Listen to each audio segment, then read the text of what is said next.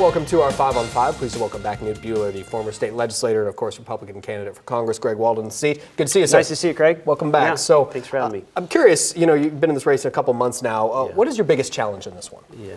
Well, I think what I hear over and over again from people around the district, I heard this when I was in the governor's race, is people are angry and frustrated that their values and voices aren't being heard out there. And I feel strongly there needs to be someone who stands up and is really their voice to make sure that they're heard. And that's why I'm really running for Congress, is to be that voice for too many people who have been left out, forgotten, and quite frankly, overwhelmed by special interests from Portland and in D.C. So I think the challenge is to make sure that people don't feel frustrated, that there are people who's going to speak for them and fight back, and I intend to be that person for the district. And running in the primary right now, it's a very different race than running in the general for governor, but very, very different campaign emails. I got a couple for you. About last week, you used a campaign email from your team, used terms like radical left and extremist Democrats when you ran for governor against Governor Brown. Email titled "Democratic Women Endorse Knute Buehler for Governor." What's your take on how different this race is and how you have to approach that?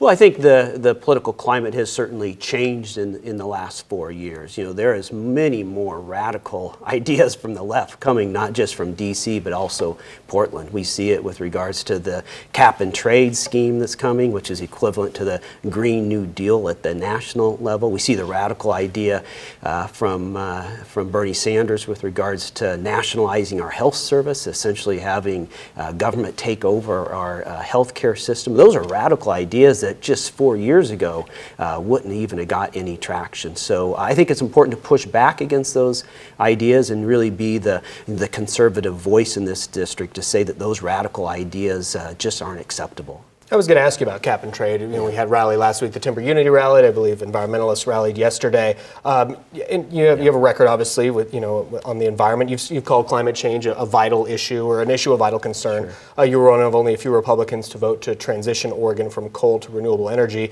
You also criticized the president for pulling out of the Paris Climate Accord. But you also supported the LNG project. Where do you stand on business versus environmental? Yeah, I don't think it's that clear, right? Certainly I believe in climate change, that we need to do something about it, but ideas like cap and trade and the Green New Deal will just do more harm to everyday hardworking Oregonians who have to pay for these big government programs. And cap and trade really will just create a slush fund that will go to unnamed bureaucrats and won't have significant impact on improving the climate. So I do think there's conservative ideas to help decrease the carbon footprint of humans. But let's talk about decreasing carbon emissions. Let's talk about absorbing them through management of our forest and things such as biochar, which is a great new agricultural product. So we can start to take and sequester this carbon out of the environment and just not drive up the cost of energy for hardworking Oregonians. Okay, we're going to take a quick commercial break. Okay. Much more in just a moment. Stay with us. Welcome back to our 5 on 5. We're going to hear with Knute Buehler, former state legislator, as well as our Republican candidate for Congress for Greg Walden's seat. In October, when you were running for governor, you tweeted that as governor you'd ban bump stocks, raise the age to buy assault weapons to 21, and also support a 3-day waiting period on the purchase of a handgun. Is that how you'd vote in Congress if elected? Certainly I own guns myself. I'm a big supporter of the Second Amendment, and in the legislature I voted against all kinds of gun grab bills that came from Governor Brown and Bloomberg. I voted against expanding background checks and I was against banning assault weapons. But I think banning bump stocks is something that's already been done by President Trump. So I think there are some common sense solutions to guns to make us all safer.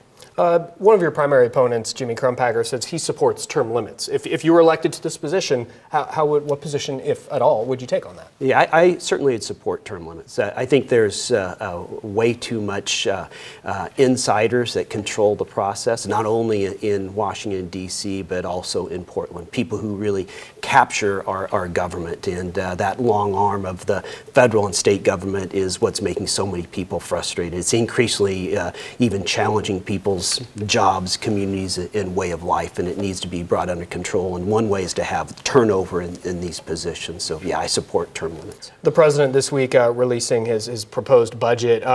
Something a lot of people are watching is Medicaid and Social Security, of course, moving forward with the debt increasing in the country. If elected, would you vote to make cuts to either of those, or how would you approach that? Yeah, I believe strongly in limited government, and we have way too many taxes and regulations, and it needs to really be brought under control. I'm concerned about our federal deficit. I would support a balanced budget amendment, so we need to start working on trimming our federal deficit and get it under control. Good to see you. Thanks for nice coming. to see you, Appreciate Greg. it. Yep. All right.